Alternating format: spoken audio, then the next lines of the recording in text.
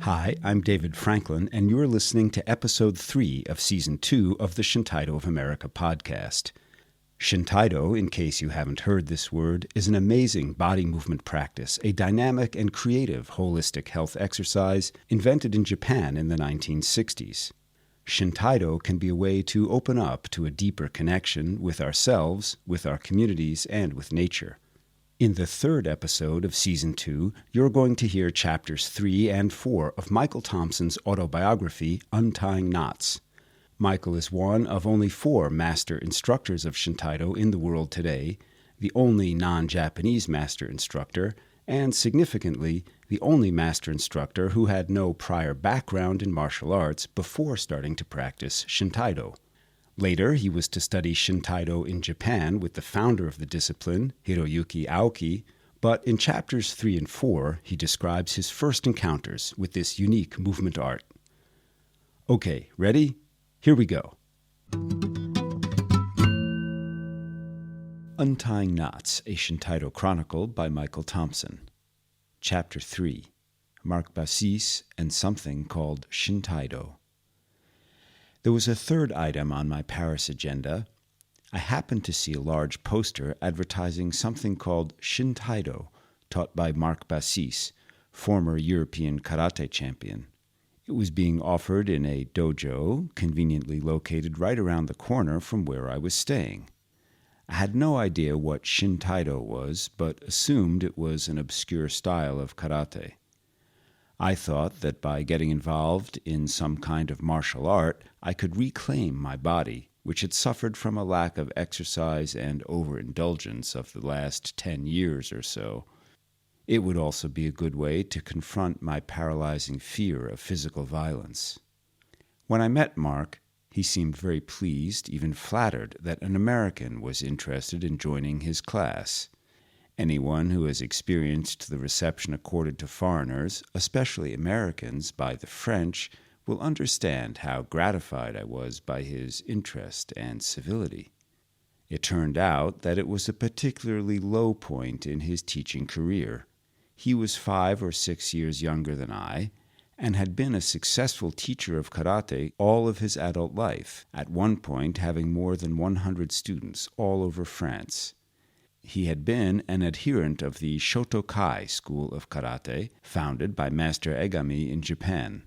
Egami had left the world of karate after World War II, disheartened by the propensity of Japanese karateka, or practitioners, to affiliate themselves with the military and political right wing. He felt that karate had degenerated to mere, quote, animal fighting, close quote, techniques.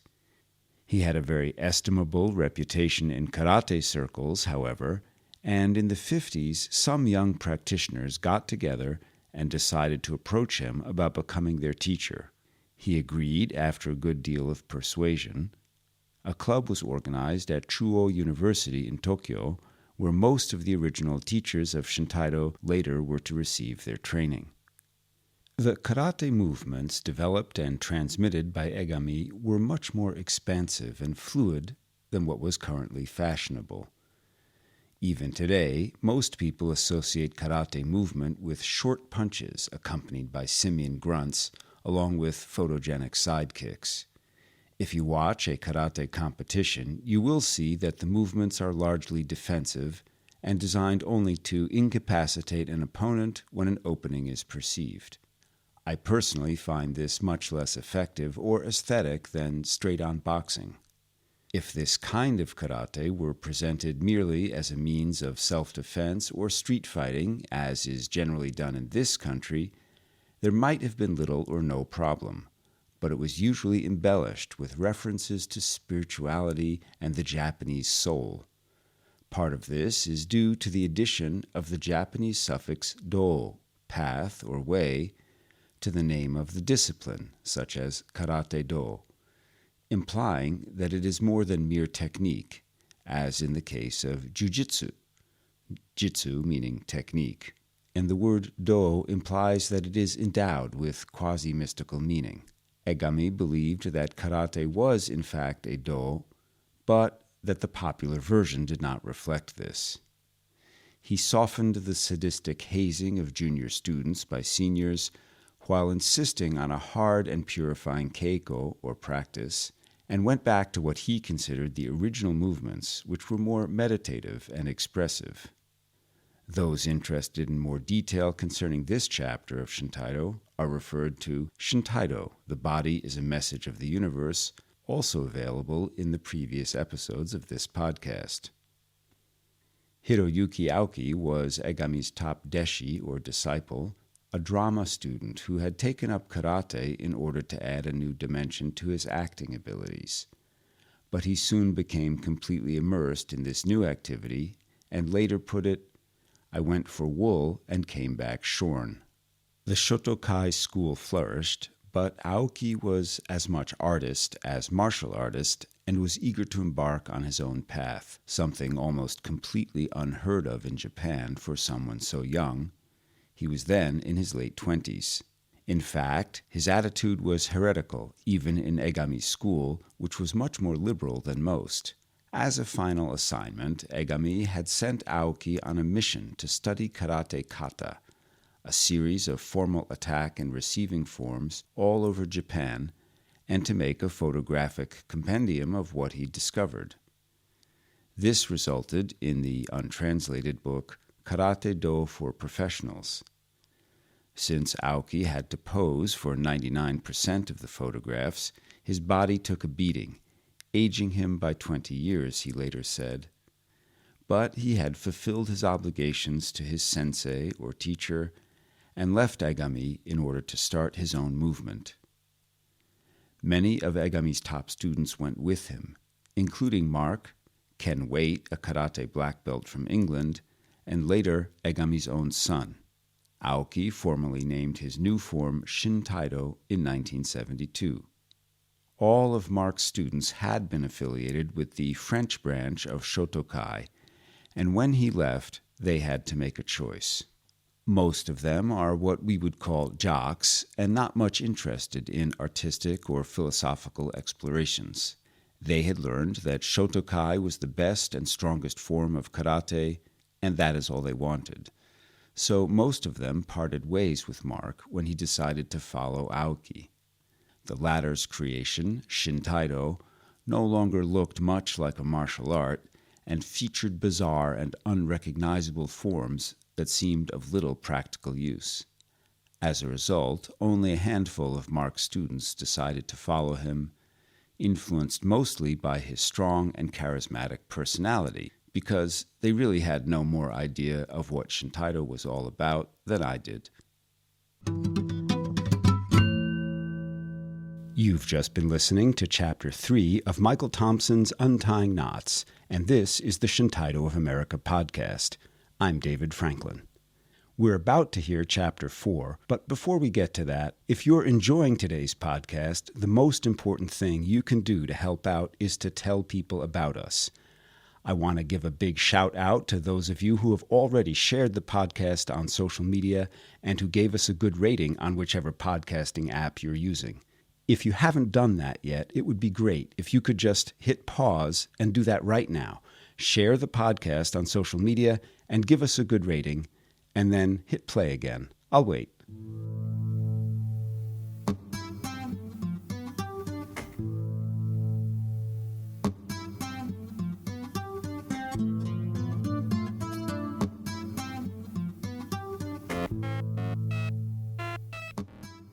Okay, thanks.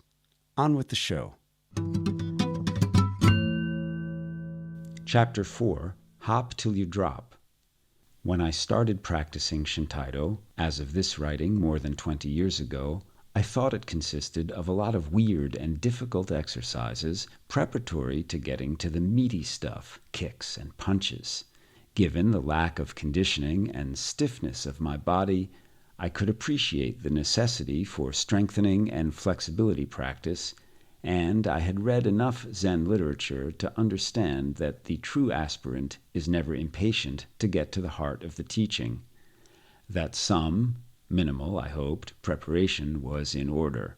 In fact, like many American males, my body had been semi-disabled by what was laughingly called physical education. In particular, one knee used to swell up like a water balloon if I happened to land on that leg in the wrong way. After I started to teach Shintaido, I remember an athletic trainer commenting in horror that one of our exercises was terrible for our knees. I refrained from responding that it was certainly no worse than training an armor-plated behemoth to hurl his massive bulk against his opponent's knees and then to twist them as he fell. The dojo on Rue Saint-Antoine was certainly not impressive. It was a small room with a thick mat on the floor and was in a general state of disrepair. 4 or 5 students had remained with Marc after the schism, and I began to understand why he had been so nice to me. The practice started with a series of jumping exercises. The first, Kaikyakusho, featured a posture that was literally impossible for me: feet flat on the ground, knees bent over them, and a straight back. My version was heels off the ground, knees turned inward, and rounded back, but it was a start. From there, we were to advance by thrusting the pelvis forward and to continue, basically, until we ran out of gas. My personal wall loomed after about 5 of these, and I spent most of the time on my hands and knees watching the others hopping, or sliding if they were doing it right, around the perimeter of the room, never pausing, it seemed, either to catch their breath or rest aching or cramped muscles. Oh well, I thought, they're younger and have never played football. The second exercise, Kaikyaku-dai, was similar except that you were allowed to raise your rear end further off the ground and to bend your knees at right angles, a little like croquet wickets. This was much easier for me, and I was able to acquit myself with less damage to my wounded self-esteem. Unfortunately, we were never asked to do this one as long as the first, and by the time we got to it, I was thoroughly exhausted. The final jumping exercise, Shintaido jump, defied belief. It involves starting from a crouch and throwing yourself into the air, again moving forward continuously and simultaneously stretching your arms and hands over your head. This later became one of my favorite practices and the official Shintaido logo, but at first I once again watched the others leapfrogging around the room from my groveling vantage point. I think I understood how fish must have felt when their soon-to-be reptilian brethren were flinging themselves onto the land. After this preparation, we did perfunctory warming-up exercises and stretches. Fortunately, we are more sophisticated these days and actually warm up before engaging in more strenuous activities. But that was how it was in those days, and no one, at least in France, seemed to know any better. The actual practice consisted of learning the basic techniques, kihon, and partner exercises, kumite. None of these were recognizable to me. The main technique was called Tenshingoso, literally the 5 phases of heavenly truth, which was apparently based on karate kata. I liked this very much, as I did the other exercises that were based on sword movement, toitsukihon. It seemed like the gain after the pain, although Marc's teaching style was relentless and exhausting, so you could never think of anything as being fun.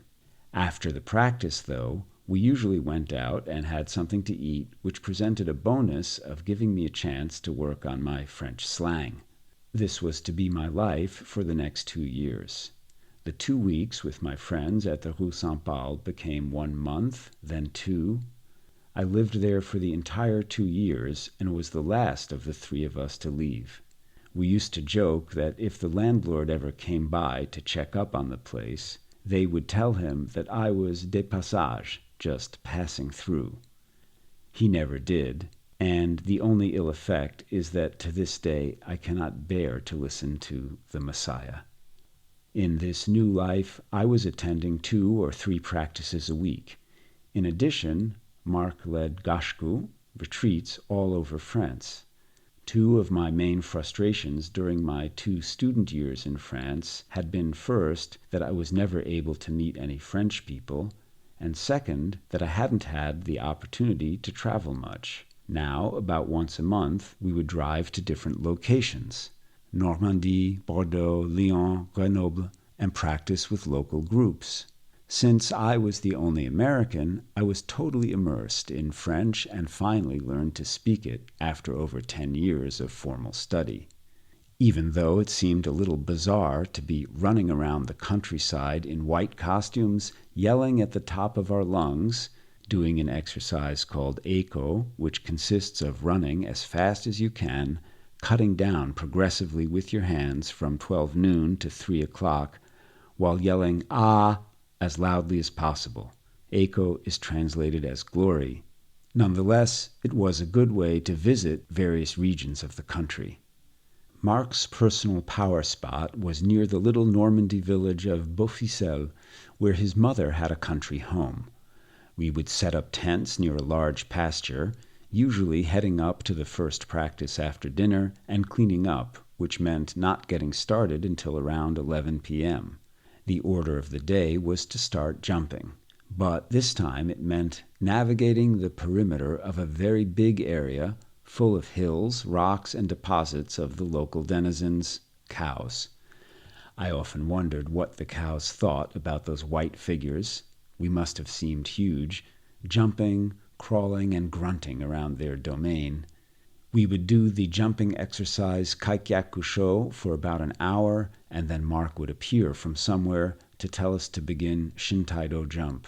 This lasted another hour. We returned, bowed but unbent, to our camp to down some tea and biscuits before collapsing into our sleeping bags. The next morning, more tea, and then off to the field to do our echo practice. This essentially involved doing 5 laps or so around the field, which took at least an hour, followed by repetition of the same exercise with our bow, a 6-foot wooden staff. About 6 months into my practice, I was in fairly good shape and had discovered that if I was tired enough, I even started to loosen up a bit.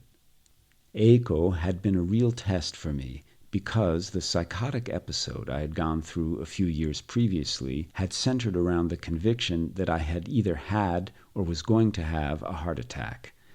The first few times I did Eiko, which involves throwing yourself skyward, abandoning all mundane fears and attachments, and then running full out toward your destiny, I literally thought that each moment might well be my last. When I came to the end and found myself not only alive, but exhilarated, I felt that I had really found what I had been looking for and desperately needed. For the first year or so, each time I went to the field, I had to repeat the cycle of apprehension, decision, and resolution, but it became less and less of a trial and more of a joy. There was one further hurdle to clear before I could consider myself rid of this particular neurosis. There were many more that would rear their ugly heads in the future. One of the ideas behind Eiko is that there is no limit. Theoretically, you could run forever, since your horizon is infinite. At a summer gashku, a retreat, held at Saint-Marie-sur-Mer in the south of France, Marc had us congregate in a tight circle, facing outward to assume the fetal position of preparatory to opening up into A. Shintaido's 2 basic exercises, Tenshingoso and Eiko, begin with the sound of which could be described metaphorically as embodying our seed being, while A is the vocalization that accompanies the first part of Eiko and Tenshingoso. It was mid-afternoon, and the Mediterranean sun was at its most intense, and the sand absorbed and radiated its heat unmercifully.